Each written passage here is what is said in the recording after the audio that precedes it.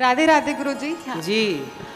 गुरुजी, मेरा एक प्रश्न है। अभी आपने पितरों के बारे में थोड़ा सा बताया था, तो मैं चाहती थी आपसे ये पूछूं।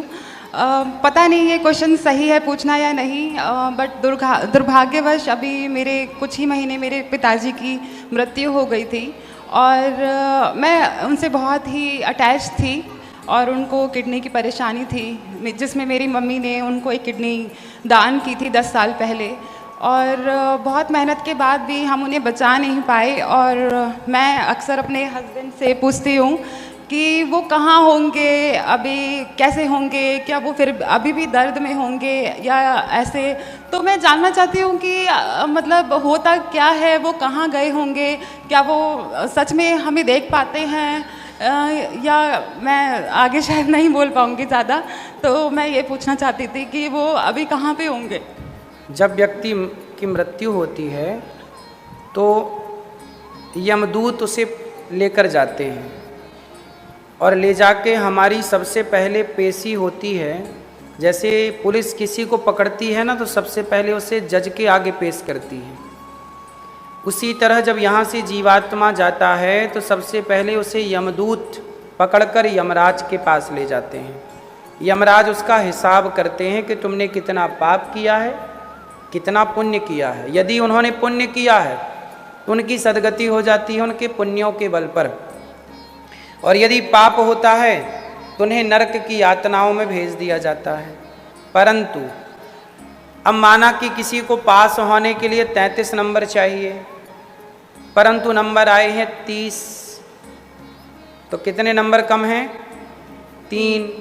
तो 3 नंबर के लिए उसे फिर से सप्लीमेंट्री आएगी उसकी कि भाई अब फिर आपको एक बार एग्ज़ाम, या तो ग्रेस मिल जाएगा, उसे कृपांक मिल जाएगा, पास हो जाएगा, वरना सप्लीमेंट्री आएगी कि फिर एग्ज़ाम दो, अच्छे नंबर लाना, पास हो जाओगे। उसी तरह जब व्यक्ति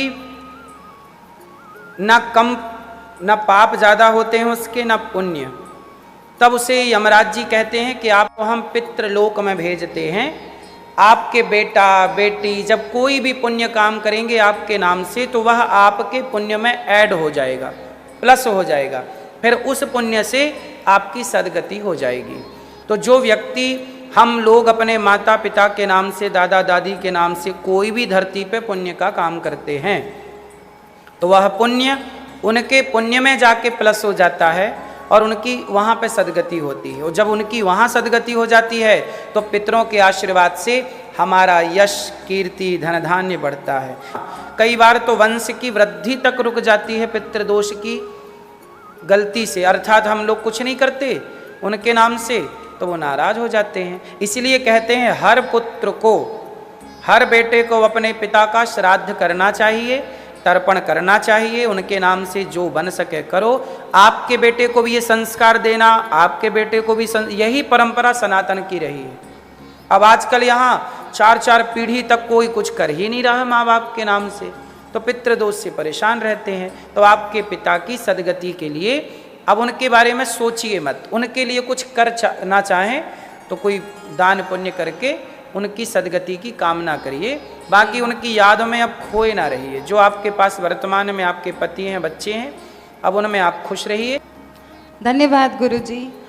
मेरी बेटी है और मेरे हस्बैंड हैं। मैं चाहती हूँ कि बस आप उस पर अपना आशीर्वाद बनाए रखें। आशीर्वाद है, खुश रहिए।